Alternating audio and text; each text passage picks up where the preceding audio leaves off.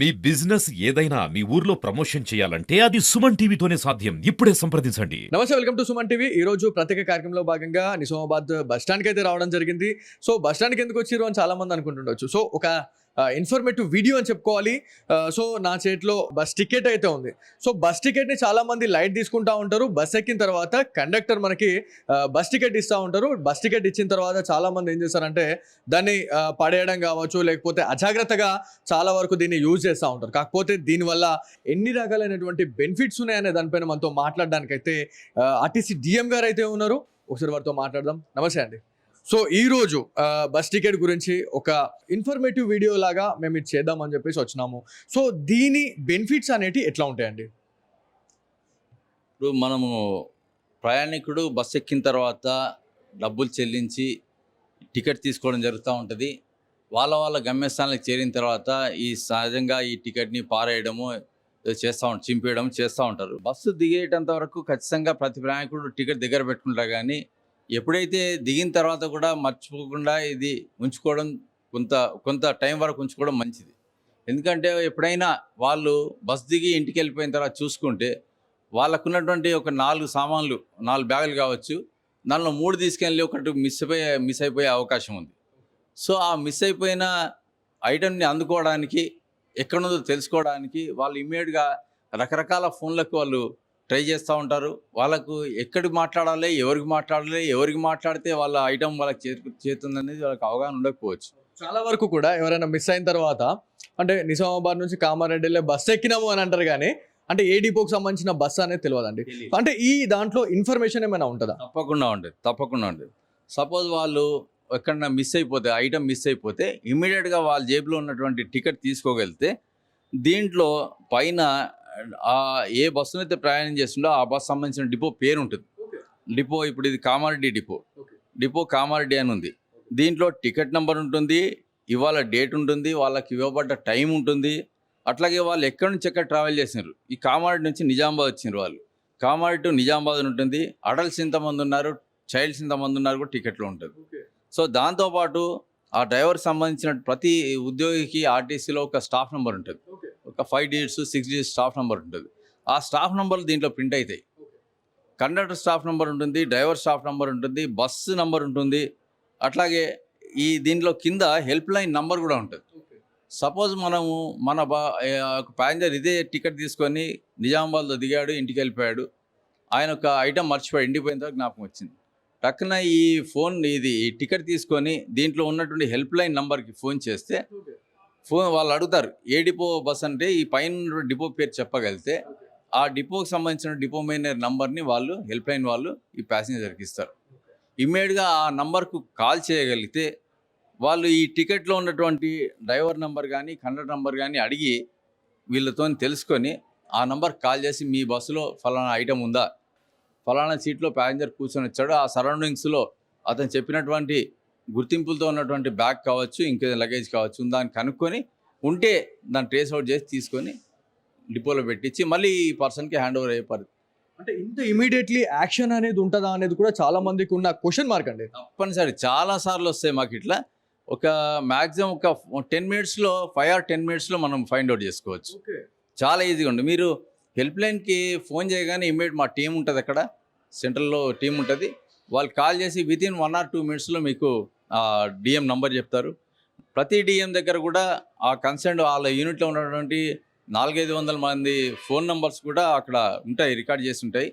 So వాళ్ళ దగ్గర స్పాట్లో లేకున్నా ఒక 2 నిమిషాల్లో వాళ్ళు కూడా ఫైండ్ అవుట్ చేసి ఈ బస్సులో వెళ్తున్నటువంటి కండక్టర్కి లేదా ఈ నంబర్ కండక్టర్ స్టాఫ్ నెంబర్ కానీ డ్రైవర్ స్టాఫ్ నెంబర్ కానీ వాళ్ళు తెలుసుకొని వితిన్ 2 or 3 minutesలో ఫోన్ నెంబర్ ఫైండ్ అవుట్ చేసుకొని వాళ్ళకి కాల్ చేస్తారు. అంటే ఈ మధ్య కాలంలో ప్రతి వెహికల్కి కూడా GPS ట్రాకర్ అనేది కూడా ఉంటుందండి. సో దానివల్ల కూడా ఏమైనా యూసేజ్ ఏమైనా ఉంటుందా? ఉంటుంది, తప్పకుండా ఉంటుంది. కానీ GPS ట్రాకర్ ఈయన దిగిన తర్వాత ఈ పర్సన్ బస్ దిగిన తర్వాత ట్రాక్ చేసుకోవాలంటే తాను ఏ బస్ ఎక్కిండు, బస్ నెంబర్ తెలీదు, సర్వీస్ నెంబర్ తెలీదు, తనకి ఏ నెంబర్ తెలీదు.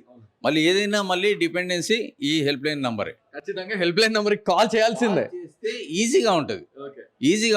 వాళ్ళు నెక్స్ట్ మళ్ళీ దాని గురించి శ్రమపడే అవసరం లేదు.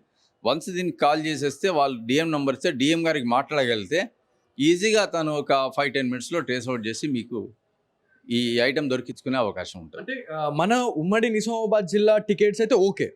సో నేను నిజామాబాద్ నుంచి హైదరాబాద్ ట్రావెలింగ్ చేస్తున్నా, లేకపోతే హైదరాబాద్ నుంచి నిజామాబాద్ వస్తున్నా అనుకోండి. సో ఆ డిపోస్ అనేటివి వేరుంటాయి. సో చాలా మందికి ఇది ఒక క్వశ్చన్ మార్క్ ఉంటుంది, అంటే వేరే జిల్లాలు అవి అని చెప్పేసి ఉంటుంది. లేకపోతే అదర్ స్టేట్స్కి కూడా మనం వెళ్తూ ఉంటాం, లేకపోతే కర్ణాటక నుంచి మనము తెలంగాణ వస్తున్నాం అనుకోండి, సేమ్ అదే తారీఫ్లోనే ఉంటుందా లేకపోతే ఎట్లా ఉంటుంది? మీకు టీజీఎస్ఆర్టీసీ బస్సు ఏ బస్సు ఎక్కినా, ఇక్కడ నుంచి మీరు బెంగళూరు పోయినా, ఇక్కడ నుంచి మహారాష్ట్ర పోయినా, ఎక్కడ పోయినా కూడా టికెట్ మీద ఖచ్చితంగా మా హెడ్ ఆఫీస్ సంబంధించినటువంటి హెల్ప్ లైన్ నెంబరే ఉంటుంది. సో మన టీఎస్ఆర్టీసీ ఉన్నటువంటి 90 డిపోల్లో ఏ బస్సు ఎక్కినా కూడా ఆ బస్ సంబంధించినటువంటి కండక్టర్ కావచ్చు, డ్రైవర్ కావచ్చు, నంబర్ ఆ టికెట్ మీద ఉంటుంది. సో ప్రాబ్లమే లేదు. నాకు కూడా చాలాసార్లు మాకు కాల్స్ వస్తూ ఉంటాయి. కొన్నిసార్లు డైరెక్ట్గా ప్యాసింజరే ట్రేస్ అవుట్ చేసుకుని కొంత ఫలానా బస్సు ఎక్కినాను ఒక అవగాహన ఉంటే, లేదా ఫలానా బస్సు ఎక్కినాను చూస్తే నంబర్ మనకు ఫోన్ చేస్తారు. ఇమ్మీడియట్గా మేము ఏం చేస్తామంటే, మీ దగ్గర టికెట్ వాట్సాప్ పెట్టమంటాం. వాట్సాప్ పెట్టించుకుంటే దాంట్లో మా conductor number, driver number, staff number వస్తుంది. ఇమ్మీడియట్గా మా దగ్గర మా డిపోలో ప్రతి ఒక్కరి నెంబర్స్, ప్రతి ఒక్కరి కాంటాక్ట్ నెంబర్స్ ఉంటాయి కాబట్టి మాట్లాడి ఈ ప్యాసింజర్ని ఆల్రెడీ మేము కనుక్కుంటాం.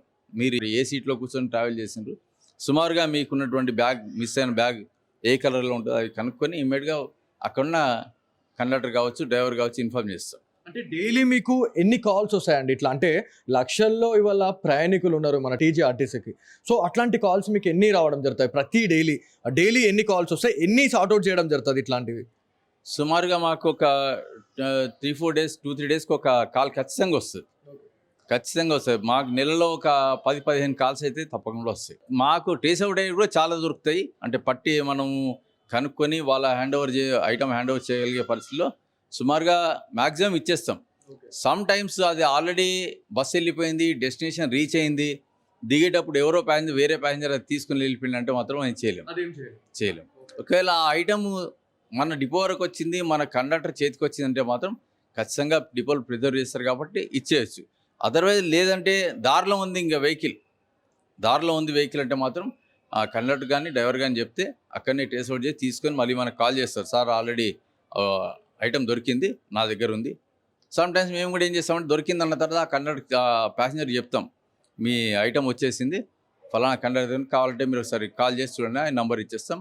మేబీ వాళ్ళు వచ్చేసి దారిలో కానీ బస్ స్టాండ్లో కానీ మాట్లాడి కలెక్ట్ చేసుకునే అవకాశం ఉంటుంది. అంటే ఇదివరకు మనము ఒక వీడియో కూడా చేయడం జరిగింది, లాస్ అయిన ప్రాపర్టీ, అంటే ఏదైతే మనకి ప్రయాణంలో భాగంగా మనం మర్చిపోయిన ఐటమ్స్ కావచ్చు, అవి మర్చిపోతే మీ కండక్టర్ కావచ్చు, డ్రైవర్, సో వీళ్ళిద్దరు తీసుకొచ్చి లాస్ ప్రాపర్టీలో అది సబ్మిట్ చేస్తే సమ్ టైంలో మనము దాన్ని రికవరీ చేసుకునే వెసులుబాటు కూడా మీరు కల్పించారు అని మీరు చెప్పడం జరిగింది. సో ఇది కూడా సేమ్ అంతే ఉంటుందా అండి?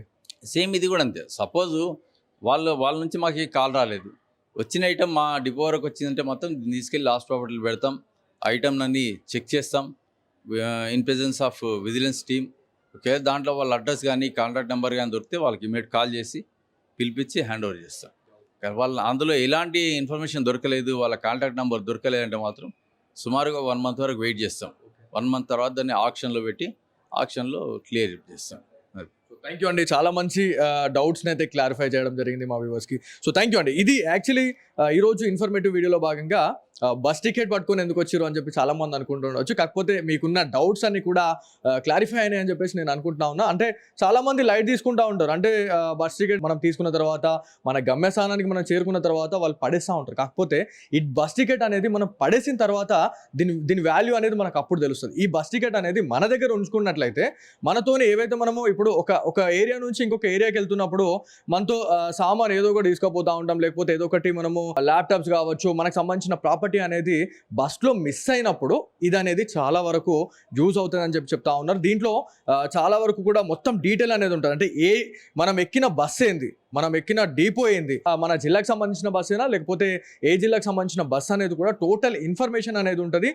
దీంట్లో ఇంకోటి ఏంటంటే డ్రైవర్కి సంబంధించిన బ్యాచ్ నెంబర్, అదేవిధంగా కండక్టర్కి సంబంధించిన ఒక నంబర్ అనేది ఒకటి అయితే ఉంటుంది అని చెప్పి చెప్తా ఉన్నారు. అదేవిధంగా దీంట్లో ఒక హెల్ప్ లైన్ నెంబర్ ఉంటుంది. సో ఈ హెల్ప్ లైన్ నెంబర్కి మీరు కాల్ చేసి సో అండ్ సో మా ప్రాపర్టీ మిస్ అయింది దీంట్లో చెప్పేసి మీరు కంప్లైంట్ చేసినట్లయితే ఈ హెల్ప్ లైన్ నెంబర్ వాళ్ళు ఎవరైతే ఉన్నారో ఆ సంబంధిత డిఎం ఎవరైతే ఆ డిపో మేనేజర్ ఎవరైతే ఉంటారో ఆ డిపో మేనేజర్కి కాల్ చేసిన వెంటనే డిపో మేనేజర్ గారు కూడా దీంట్లో రంగంలో దిగి ఎవరైతే ఆ బస్సు ఎక్కడి నుంచి ఎక్కడికి వెళ్తుంది అనే దానిపైన ఆరా తీసి ఇమీడియట్లీ అంటే చాలా అంటే నిమిషాల్లో మాత్రమే ఇది ట్రేస్ అవుట్ చేసేసి ఆ డ్రైవర్కి కూడా కాల్ చేసి ఈ పలానా సీట్లో ఈ ఐటమ్ ఉంది ఇది తీసి పెట్టండి అని చెప్పేసి చాలా వరకు కూడా ఇట్లాంటి ప్రయత్నాలు అయితే చేస్తామని చెప్పేసి మనకి డిఎం ఆనంద్ గారు అయితే చెప్పడం జరుగుతా ఉంది. సో ప్రతి ఒక్కరు కూడా టికెటే కదా అని చెప్పేసి సులువుగా తీసుకోకుండా ప్రతి ఒక్కరు కూడా భద్రపరుచుకున్న తర్వాతనే దీన్ని పక్కన పెట్టండి, లేకపోతే ఎక్కడంటే అక్కడ పడేయొద్దు అని చెప్పేసి ఆర్టీసీ అధికారులు అయితే చెప్పడం జరుగుతా ఉంది. సో ఇది వెలటి సుమన్ టీవీ ఇన్ఫర్మేటివ్ వీడియో.